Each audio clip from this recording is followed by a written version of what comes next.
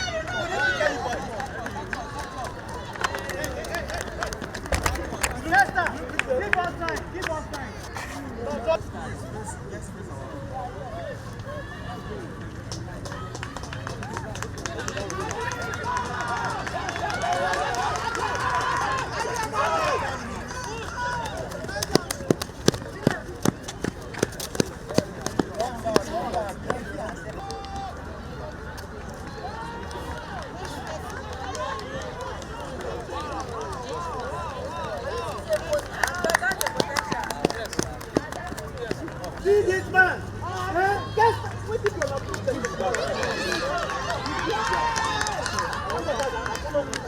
Go, come on.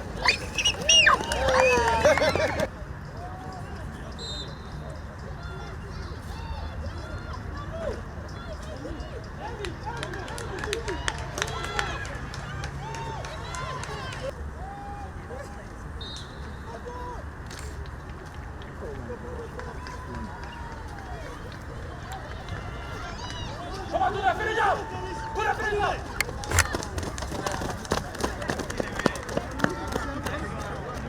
I'd like to say good job to them. They've succeeded in organizing something like this, and everyone seems to be happy to partake in the event. I myself am also happy, and they should keep up with what they're doing. It's quite interesting. Everyone seems to be motivated, and it's going well, and I thank God for the position I placed. Hopefully I get to my goals and then become an Olympian in future. The game of today is really impressive and really great. And the game, I hope that we'll go a greater height, and the holders of this game, God will bless them. And the game is very, very good. As you can see, it's not by anything, it's by God doing and by training. Before you be a winner, you must train hard. And before you make it in life, you must have a goal and you must have a point. This is what I want to be and this is what I be. I barely win the game because I hardly train, but by the help of God, I won the race. Thank God. Positively surprised with the whole outcome of this competition today. Because it's the first time we're doing it, we had a lot of preparation going into it, getting the kids involved, getting the kids invited, getting the officials involved, and all the general preparation. But I am really surprised. The turnout is amazing. My motivation is the children. Because children don't just play only handball, they play different sports. So I started with handball because handball is what I know. I played professional handball, I played handball in Nigeria, I played for Nigeria, I'm known in handball in Nigeria, so that is what I know. Even in Germany, I'm known in handball in Germany. So, but I started with handball, but our plan is all sports in Nigeria. We are also into helping kids with scholarships, education.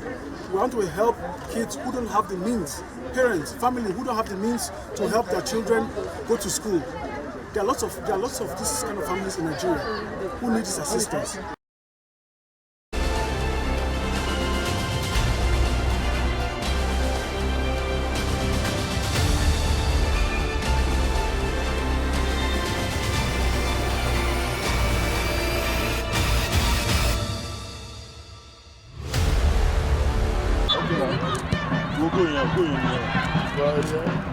Tẹ́ bá góòlù àwọn máa dùn ìṣe léṣe.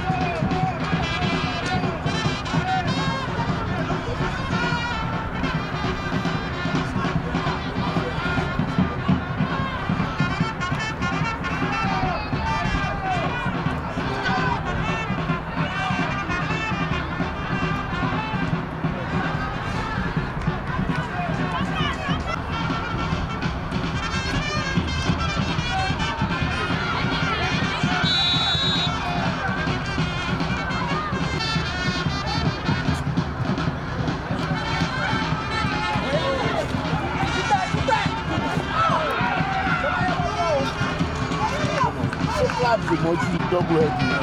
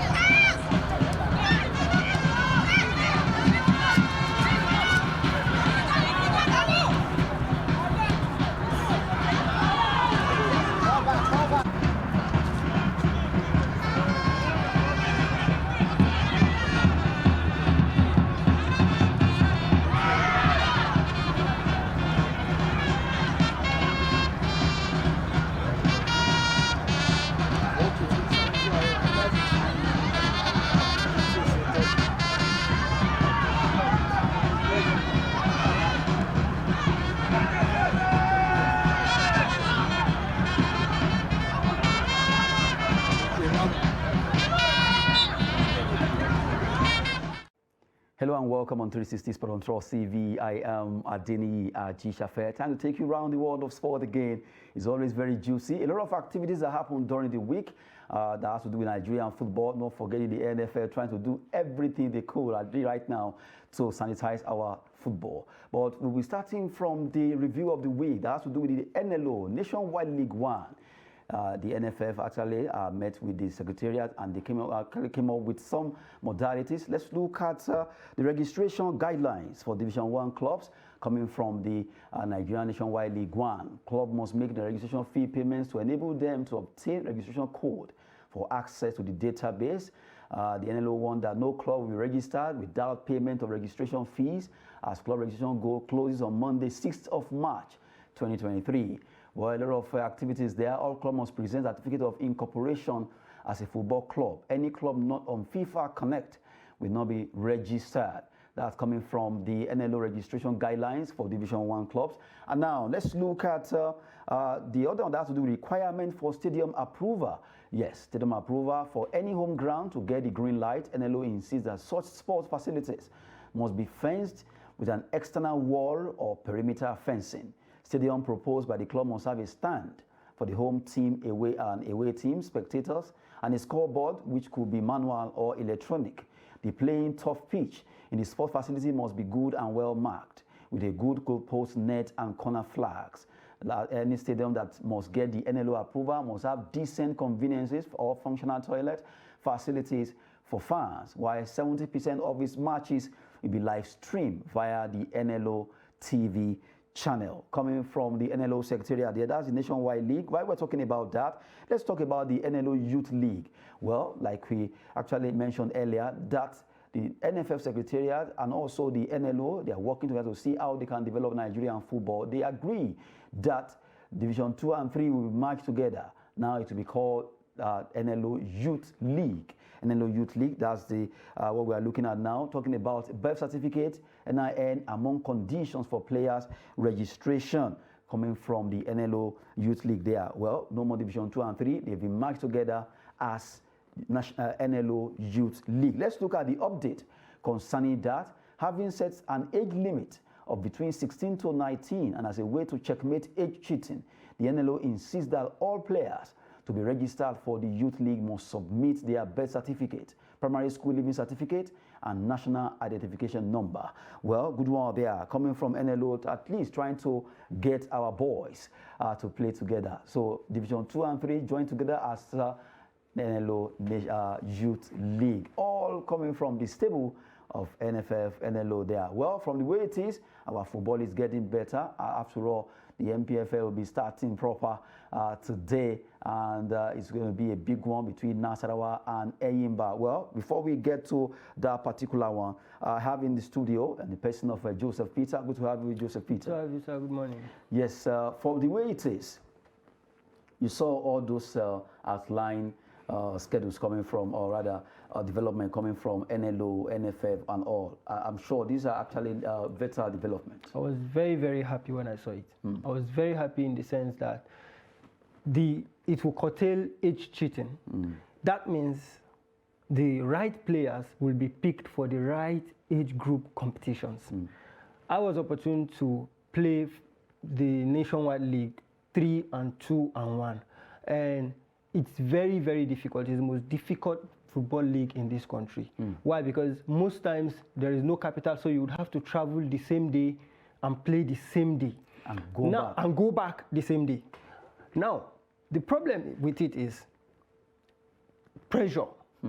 Not just for the footballer, but for the management of a football club to win matches, thereby bringing about unethical ways. Just to get the point after having spent much. And then this is something that has been done again. When a team notices that you go to their home and you maybe draw or you win them, they know they don't have a chance in your own home. They don't come for the match and nothing happens. But I believe the merging of these nationwide leagues, making it and calling it Youth League, will in a long way, a very, very long way. I don't know who came about this idea, but it's a genius. It will really, really help in developing Nigerian grassroots football, I assure you. It will help develop Nigerian grassroots football. Coming from Joseph Peter there, at least we're happy that the Youth League will get us a lot of talent and also reduce the issue of age cheat there.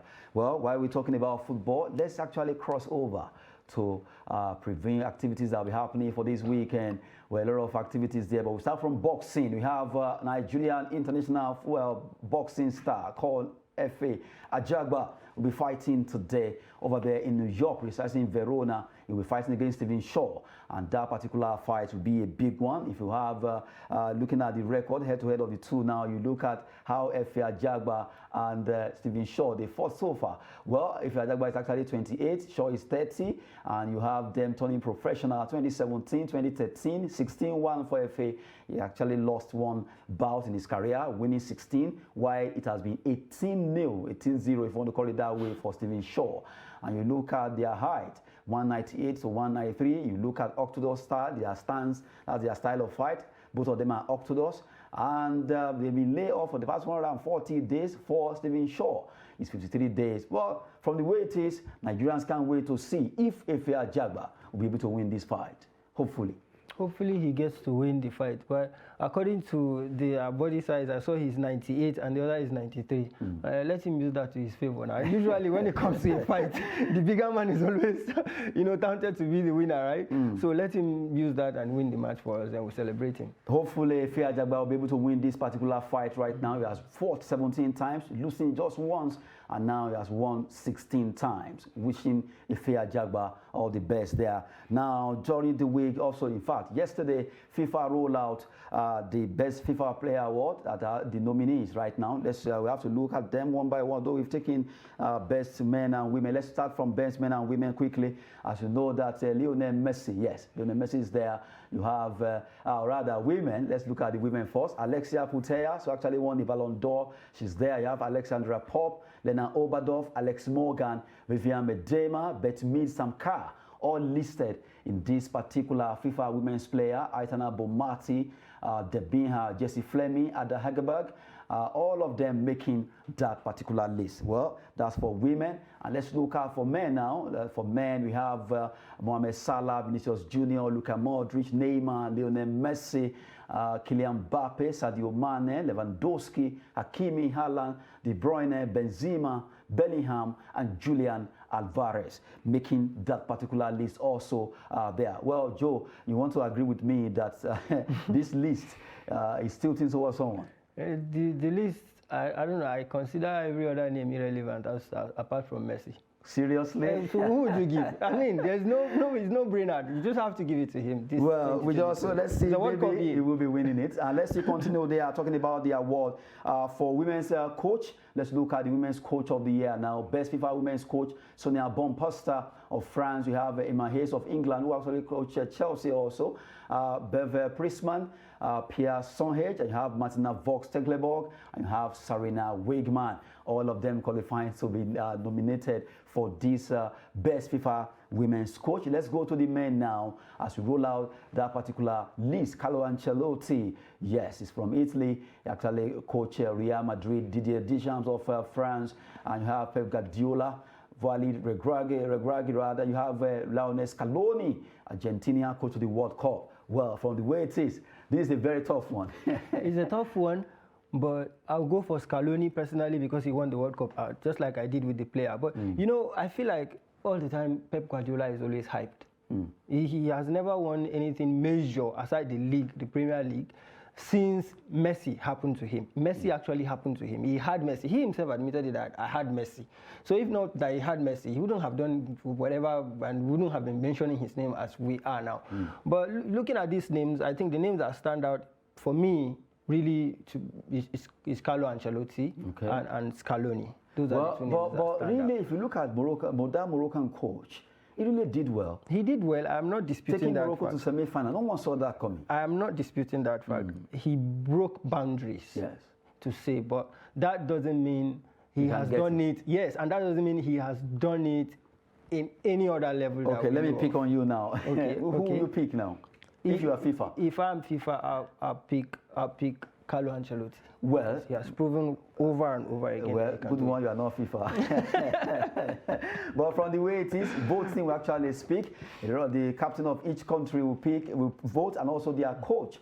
So that's why it's going to be a tough one there. Let's talk about a goalkeeper, women's goalkeeper now, talking about the FIFA Best Award Women Goalkeeper list. As we actually roll out the list there, you have Anne-Catherine Berger, Germany, from Germany, keeping for Chelsea. You have Mary Epps, Kristen Endler, Melly Frums, you have Alisa Neha, and you have Sandro Panos Garcia Villameo. What a name. Actually from Spain with Barcelona, Chicago Red Star, Eintracht Frankfurt in that pecking order. Let's go to the men's goalkeeper now.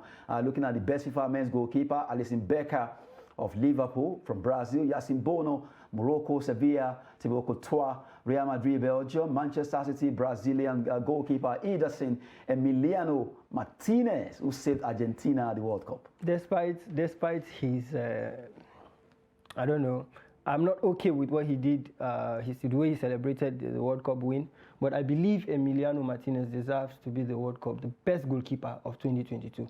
He has been doing it with Aston Villa, even before the World Cup. So it's not something just about the World Cup. It wasn't a fluke. Yeah, it wasn't a fluke. He did it half season with Arsenal, which is why he got the transfer to Villa, proved himself over and over again. And now he was in the World Cup, and it was a story for him. And look how far he has gone. So I believe, if I were to pick, if you ask, if I were FIFA, I would still pick Emiliano Martinez. Emiliano Martinez. Hopefully, let's see who wins that particular award. Now, let's go to the last one, the Group of FIFA Award. That has to do with FIFA Puskar Award. That has to do with the best goal scored.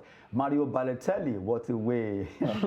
His goal was that he scored for between Demirspor versus Göztepe over there in that's Turkish Superliga on 22nd May 2022, where Amandine Henry also of the one is called in the UEFA Women Champions League on 21 May, where you have Theo Hernandez, AC Milan, Atalanta. You have Alo Cole of Australia, between Iraq under 23 and Australia under 23. That goal was scored on 4th June 2022. Kylian Mbappe, his goal against Argentina at the World Cup. That was just last year. Let's flip to the other side of the goal. Still talking about FIFA Puskás Award. Best goal, Francisco González Metili. He actually scored that goal when he played between Club Atlético Central against Rosario. Marcin Oleski, Watapozna versus Stal Rezko in 2022. Well, that's a good one there, recognizing a player. Salma Paraluelo, who actually between Barcelona and Villarreal. Well, with that goal stand, Dimitri Payet of France, who actually played for Olympique Marseille. Well, his goal between Marseille and Thessaloniki, that's Paul Thessaloniki, UEFA Europa Conference League on April 7. Richarlison, that goal for Brazil at the World Cup. Fantastic goal.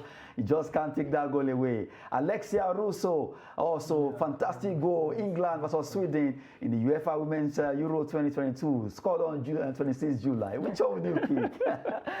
Fantastic goals. You know, when it comes to football and performance, the stage matters. There are people that do it in smaller leagues, there are people that do it in less leagues, and there are people that do it at the world stage. Kylian Mbappe did it at the world stage.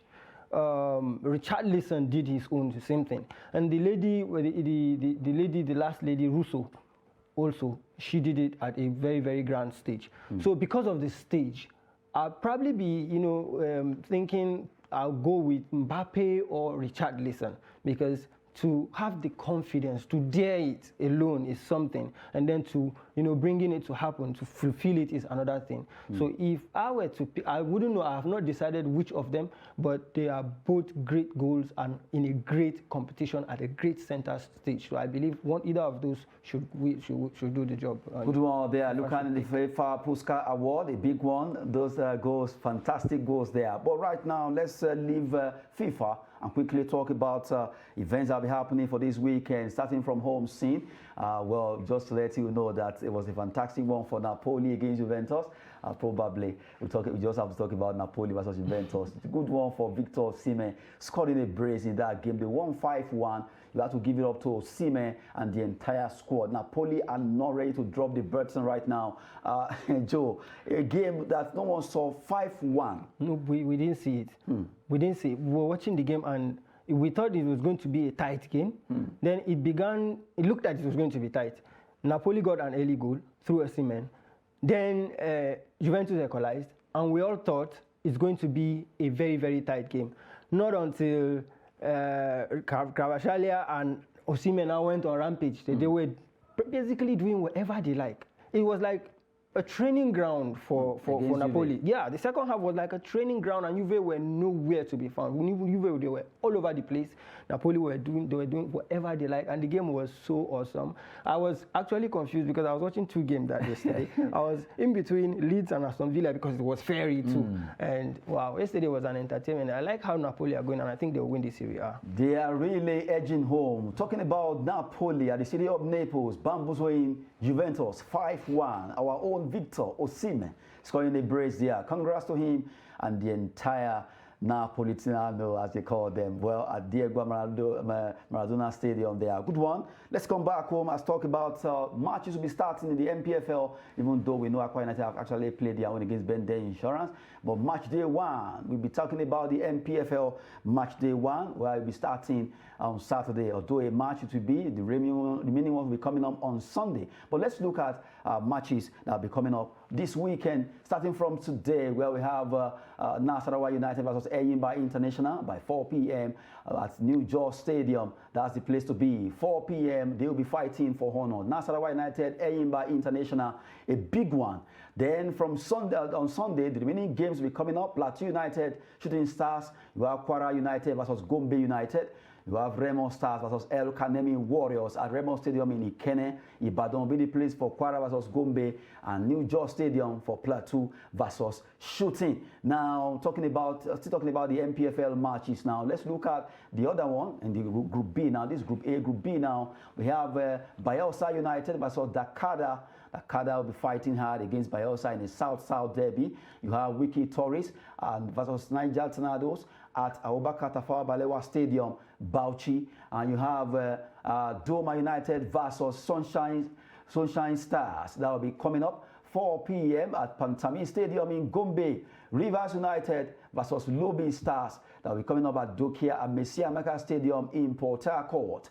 Rangers International versus Abia Warriors. That's be coming up at Aqua City Stadium in Oka. Well, all these games will be coming up, Joe. Big one that will be happening today. Nasarawa United, Eyimba. It's a really big one. We're all looking forward to it.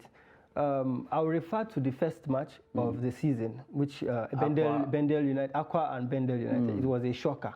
We all were shocked. Everybody thought that Aqua was just going to walk over Bendel Insurance, not only for us to see the old Bendel Insurance appear and do the magic and do the wonders. And it was really, really entertaining. And I hope the NPFL will continually be like this. I mean, away team coming, playing well, winning the matches without any form of officiating problem.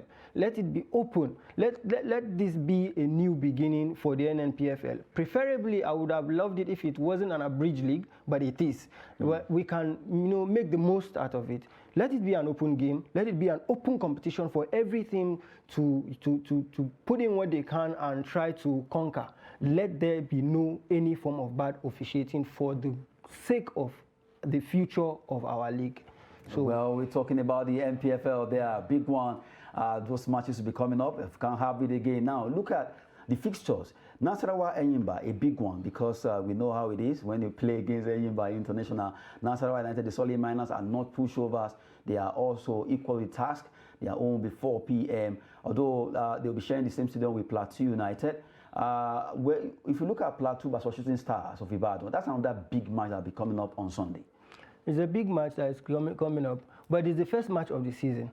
Why I say so is because we don't really know the teams, and we've not known how far and what they are made of until after the whole competition. Maybe like until after the whole match day today, maybe 2-3 match days, then we will use that to tell the strength of each team. On paper, you should think that Eyimba should get something at Nasarawa. Also on paper, maybe you will consider Plateau United to win the game, but it's not necessarily so, judging from what happened at Bendel, at Aqua United with Bendel Insurance. So hopefully we get to have a great match and entertaining match. We have online here. Okay, let's just go. We have online there. Eche Amos, good to have you. Yes, Eche Amos, are you there? Yes, I'm here. Yes, that's the media officer of Nasarawa United. Joining us from Jos. How is it in Jos? Just pretty cold, my brother. Okay, so tell us your team cold. Preparation against Eyimba by 4 p.m. That match will be coming up. Yeah, it's the first match of the season for us, and for the past 4 seasons, this is the first time we are playing our first match of the league at home. It used to be away from home, but this time around, we are starting from home, and even though it's home away from home, I want to say we are in high spirits, and we are hoping that beginning the league season on a good note, especially on a winning note, will be the best gift to the fans and the supporters of the team. Okay, good one there. But you are playing against Eyimba International, and I know solid miners too. There are no pushovers. How is it going to be between your club and Eyimba? Let me take you back again. There is no difference. Eyimba, Nasarawa United, we call it the elite league. The elite league is not the league for children. you are equal to the tax. That is why you are there. And, Okay. no matter what the situation is, the last 3 meetings between us and Enimba, it's not been easy for Enimba as a matter of fact. They know what is happening. They picked a couple of draws in their home ground. But equally won some games at home here.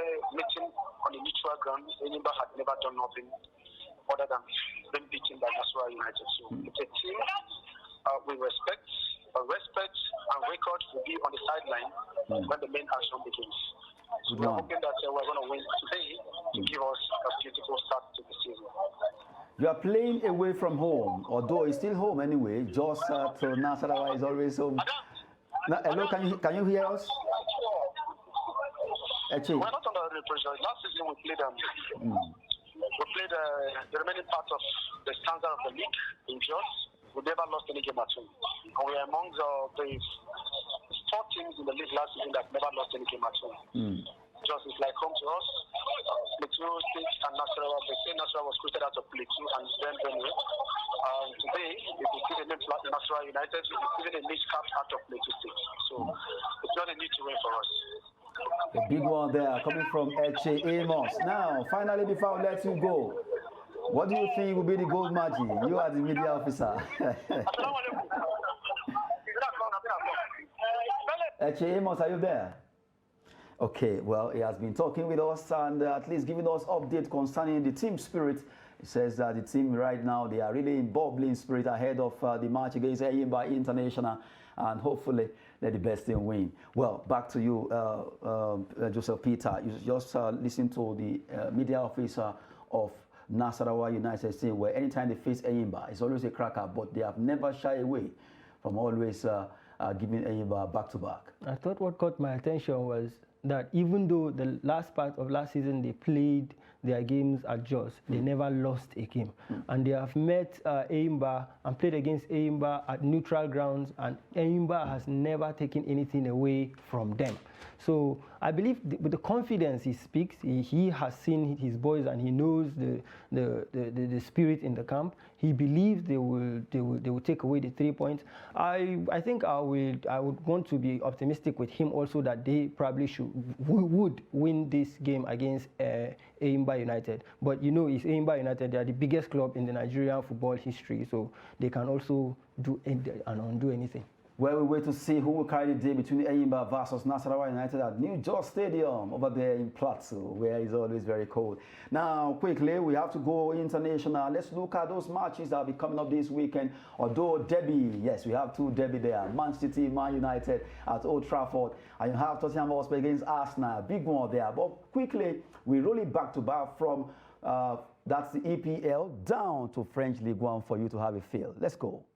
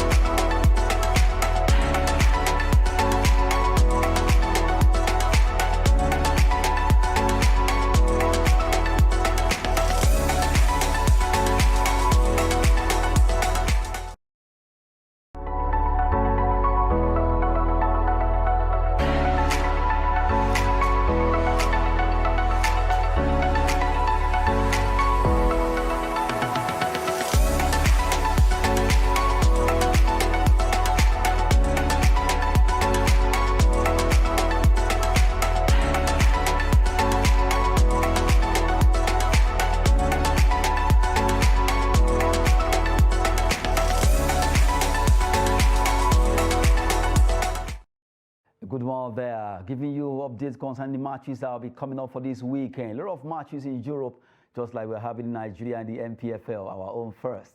But really, a big one between Manchester United versus Man City, where our focus will be on that particular game. A big one in the city of Manchester.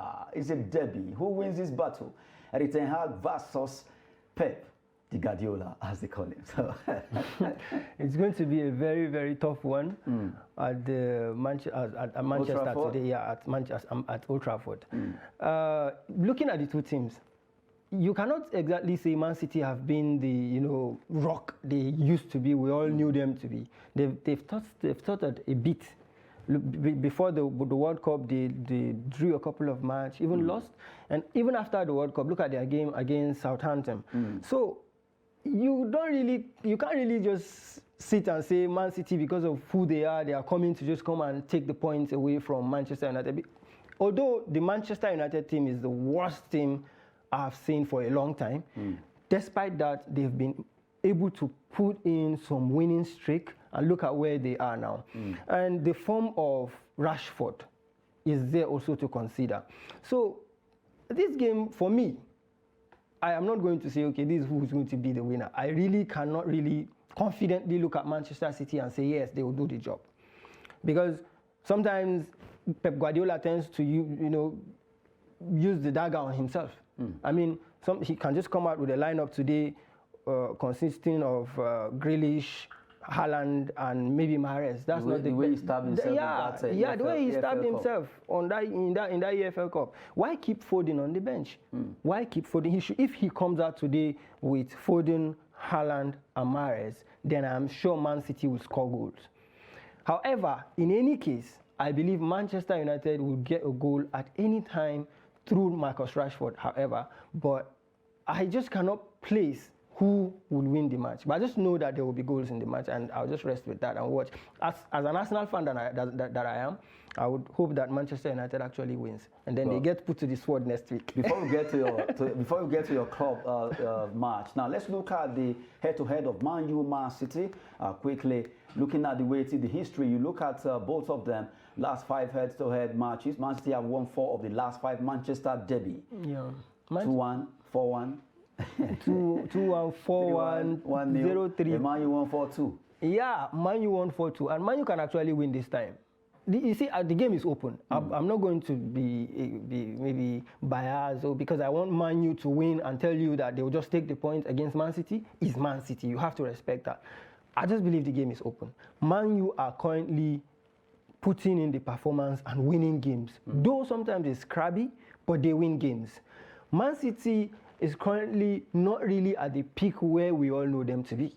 So it's just an open game. It's an open game. What about your own? Let's talk about Tottenham Hotspur versus Arsenal. Is it an open game too? It's an open game. Seriously? Yeah, seriously, because... Battle of London. Yeah, seriously, because it's the Battle of London. When it comes to that game, current form, history, everything gets thrown out of the window. Anything can happen. Arsenal have not won a game at White Hart Lane for a long time now.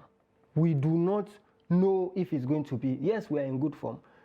Yes, we are top of the table, but all that doesn't count when it comes to the... I've seen worse Arsenal team beat Tottenham on a very, very good day for Tottenham, a good week for Tottenham. So anything can happen in these games too. So, but even though if anything is going to happen, you are an Arsenal fan, what are you expecting? Is it 2-1 or 1-1? I'm expecting a pragmatic Tottenham to come. Just like Conte will always line up his team like that. And then who will score first and probably get the second goal before they get a goal. So I think it's going to be a 2-1 affair, or even in favor of Arsenal. That's what I pray. That's what I pray for. At least I'm expecting you to actually tilt towards Arsenal. Well, we're talking about the EPL, big one, Battle of London, derby, Tottenham, Arsenal, also another derby in Manchester between Man United and Man City. Big one there. Now let's go cross over to Spain. Super Cup, the one called Super Copa in Spanish, be between Real Madrid and Barcelona. Real Barca, they will be coming up. Another Clasico in another shape. Yes. The two teams are basically up and down too. They are not really where they want themselves to be. I believe it's going to depend on the touchline. as in the technical side of it. The battle is going to be between Carlo Ancelotti and Zabi. Whoever gets to win the match will probably have a push to also go for the league. This match is very, very important. It is very, very important to both of them because it's either it becomes a morale booster or it weighs the players down and it kills their morale when it comes to the challenge for the league. A big one there when it comes to this particular Super Cup because the pride of both clubs is at stake here and they know whenever they meet is always El Clasico, not minding the category they are playing. Super Copa coming up between Real Madrid, the Los Merengues as they call them, the White, and also you have the Blaugrana, Barcelona, who right now will be fighting hard to see also how to get this cup to their own side. Good one there. I'll give you all those three biggest matches that will be coming up this weekend over there in Europe rather, and also in Nigeria, NPFL, not forgetting Enyimba versus Nasarawa United. But before we go, let's quickly look at some transfer stories. We have Nigerian Terem Murphy right now. He's being pursued by OGC Nice. He plays for Lorient over there in French Ligue 1. But right now, OGC Nice have joined Southampton in the race for the signature of Terem Murphy, a striker by excellence, scoring 10 goals so far. In fact, it should be like 11 now. He has done well for himself when it comes to scoring goals over there in France. Still talking about transfer stories now, but this time around, let's switch a bit and look at a particular manager that has done well for himself and also a player, Arteta Odegaard, winning manager and player of the month. A good one for the two of them, at least your club. Okay, I'm happy for them.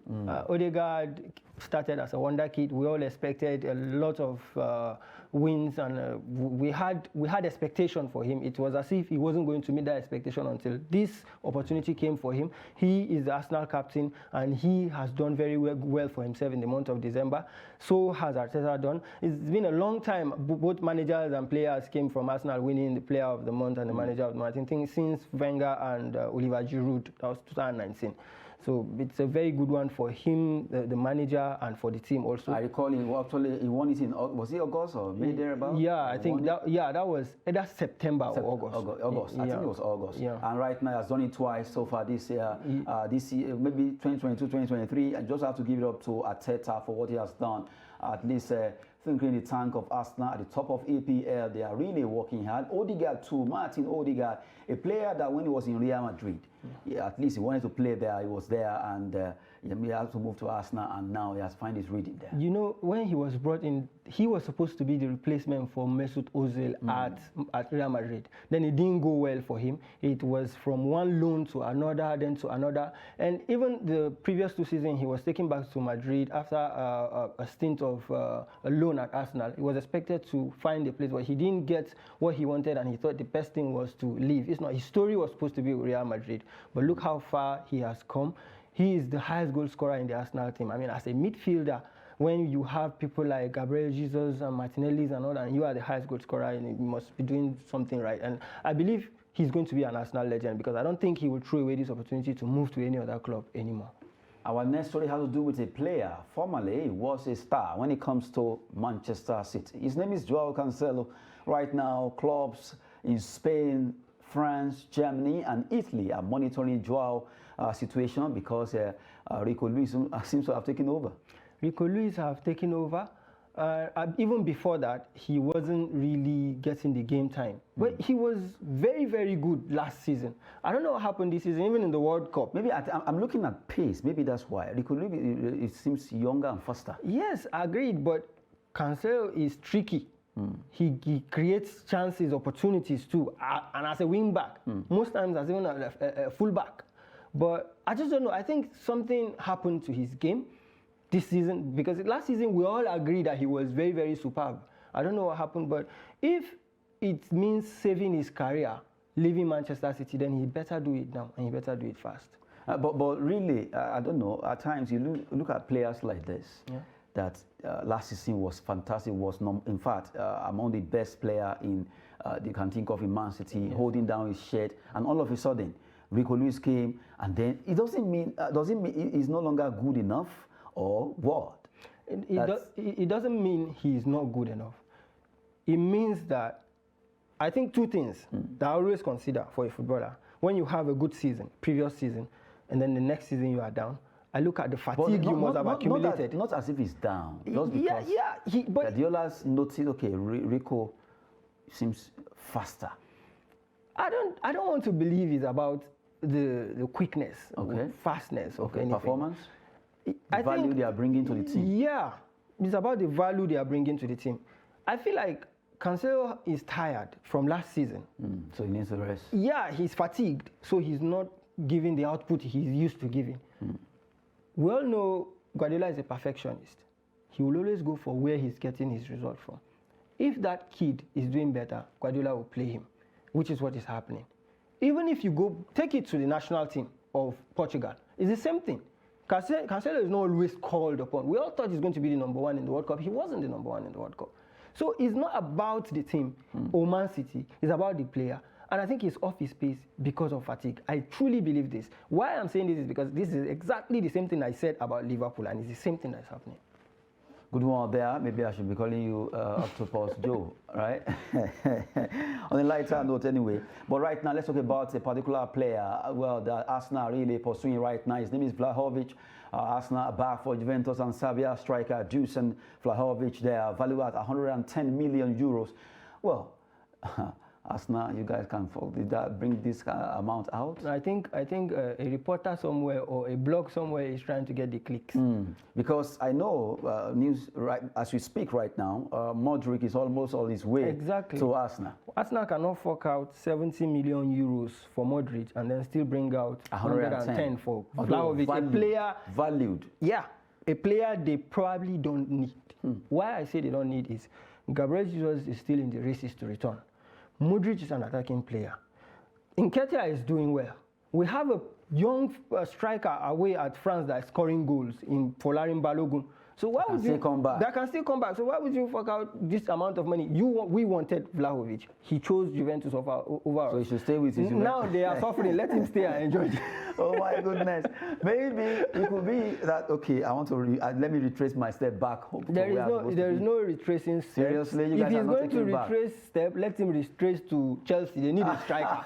We don't need him. I follow you to Chelsea fans there. Anywhere you see Joe, you can deal with him by referring that Vlahovic is not needed by Arsenal. They should take him. Is actually giving him to Chelsea. What's the way to go in world of football? Chelsea, they really need to get it right. They've been really working hard, but hopefully there's always light at the end of the tunnel. Good one. Let's take the last straw out. PSG accept bid for Spain midfielder Pablo Sarabia from Wolverhampton. Good one. I don't know what he went to do there at the first place. No, seriously. What was he looking for at PSG where there are all these stars? Maybe you should borrow a word from Nigeria. Thank you, sir. I don't know what took Sarabia. See, players, I don't know what took them to PSG. Sarabia, there's another, this German, he has faded. He used to play for... Let me just quickly remind you of Adama Traore. Adama Traore went to Barcelona. What was he looking for? There's this Wolfsburg Drexler. Look at Drexler. Where is Drexler today? He had potential. This is a player that every coach wanted at that time. What were they doing at PSG? And you know, some players move and you begin to wonder. I don't know. You go to where you play football. As a footballer, your objective, play football. First. That's the first thing. Football first. Then you can now begin to... The money will follow. It will come eventually. If you play, you will get it. But I don't know. Okay, maybe some of them make these mistakes because of their greedy agents, I think. But if not for that, what was Sarabia looking for at PSG?